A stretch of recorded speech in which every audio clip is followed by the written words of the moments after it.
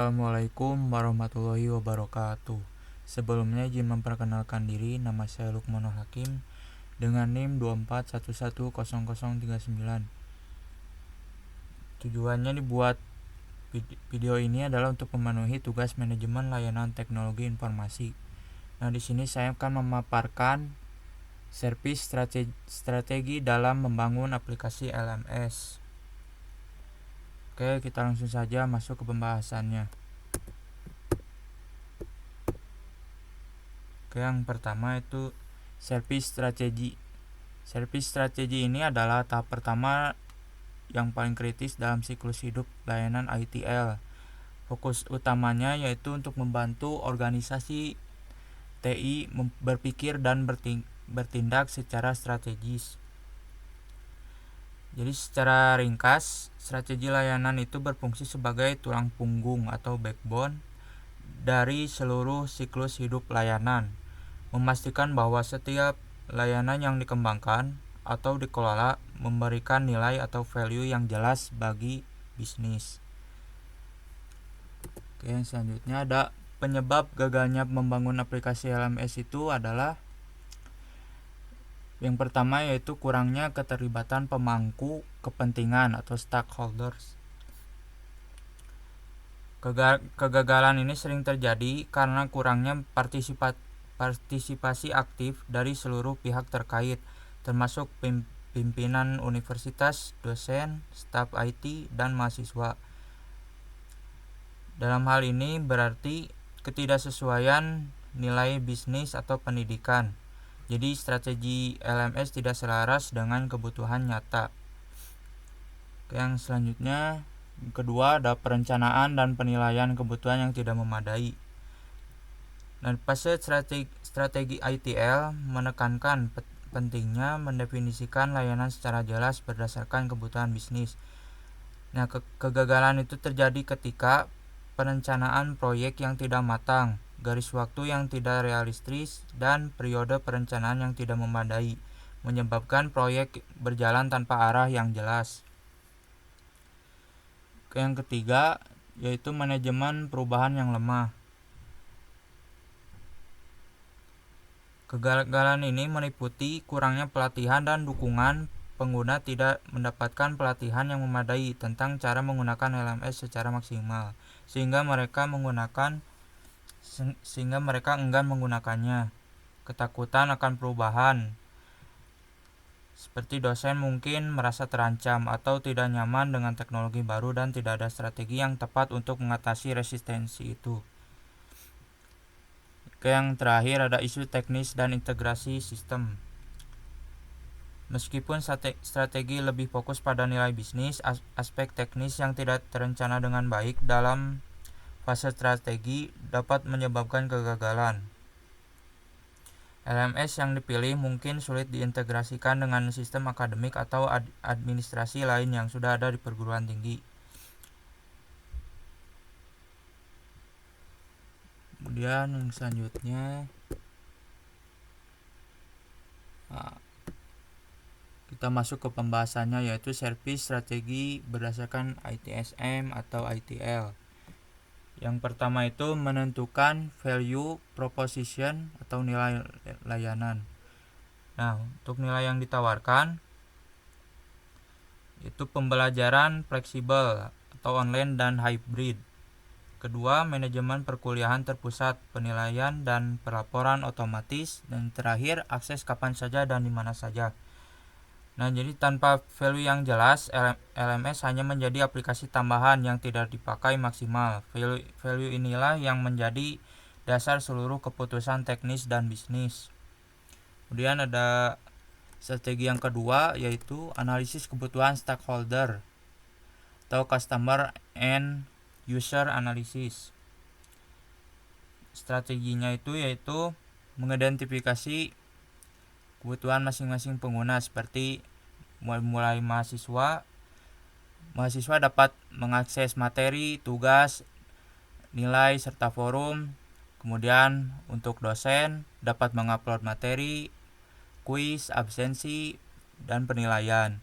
Untuk admin akademik dapat membuat jadwal, data kelas, serta laporan. Untuk IT support yaitu membuat keamanan, monitoring, serta maintenance. Kemudian yang ketiga ada service portfolio strategi, yaitu ada core service atau layanan utama, ada manajemen mata kuliah, upload dan download materi, tugas dan kuis online, kemudian ada forum diskusi serta penilaian. Yang kedua itu ada supporting service seperti notifikasi email dan push, integrasi SIACAD, video conference seperti Zoom atau Meet, kemudian backup data otomatis. Yang ketiga ada enhancing service, learning analytics, plagiarism checker, mobile app, atau AI recommendation. Nah, jadi penjelasan itu dengan service portfolio, pengembangan LMS menjadi terarah dan bertahap, jadi tidak langsung kompleks. Yang keempat, strategi yang keempat itu adalah untuk availability dan reliability.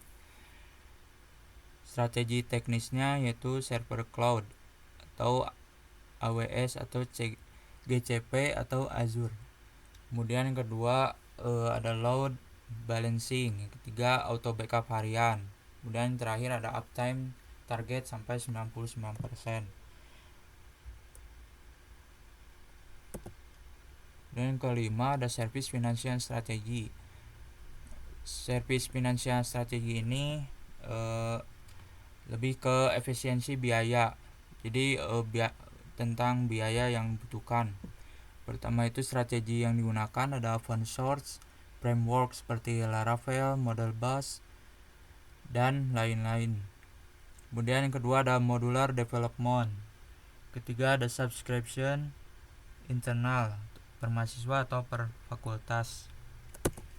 Keenam ada risk management strategi, resiko dan strategi. Nah, jika server mengalami down, maka strategi yang digunakan itu redundant server. Dan ketika apabila data hilang, strategi yang digunakan to backup dan recovery. Kemudian untuk serangan cyber, cara mengatasinya itu dengan SSL, firewall, role based access. Kemudian yang terakhir yaitu jika user tidak mau pakai, yaitu strategi yang digunakan yaitu dengan cara training dan UX sederhana. Yang ketujuh ada governance and policy strategi. Strategi yang digunakan yaitu hak akses berbasis role seperti admin, dosen, serta mahasiswa. Yang kedua, kebijakan keamanan data. Terakhir ada kepatuhan terhadap regulasi pendidikan.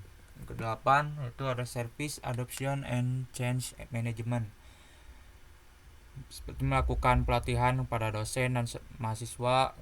Kemudian yang kedua melakukan dokumentasi serta membuat video tutorial. Yang ketiga pilot project di beberapa fakultas. Yang terakhir ada feedback berkelanjutan.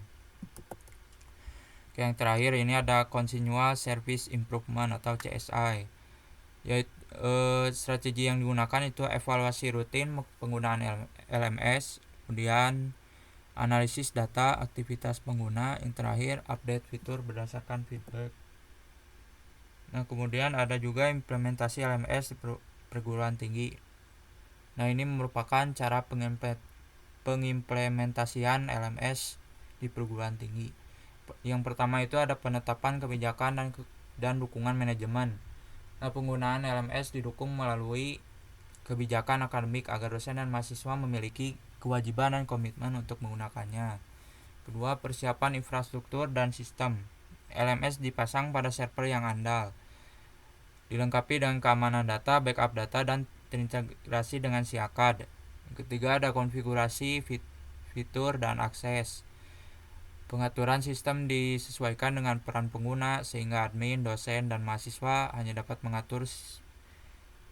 dapat mengakses fitur sesuai dengan kebutuhannya. Yang keempat ada uji coba melalui pilot project. LMS diuji pada beberapa kelas atau program studi untuk memastikan sistem berjalan dengan baik dan mudah digunakan. Kelima ada melakukan evaluasi dan penyempurnaan sistem. Hasil uji coba digunakan untuk memperbaiki kesalahan dan menyesuaikan fitur agar lebih sesuai dengan kebutuhan pengguna.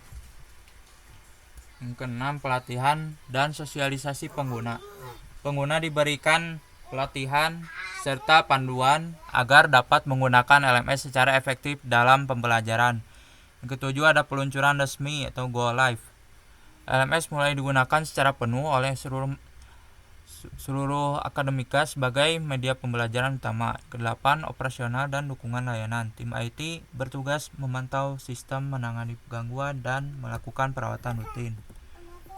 Nah, untuk kesimpulannya, jadi pengembangan dan penerapan LMS di perguruan tinggi harus dipandang sebagai layanan strategis, bukan sekedar pembuatan aplikasi saja, tetapi LMS harus berhasil dibangun berdasarkan kebutuhan pengguna, didukung kebijakan manajemen, dan direncanakan secara terstruktur dari tahap strategi hingga operasional.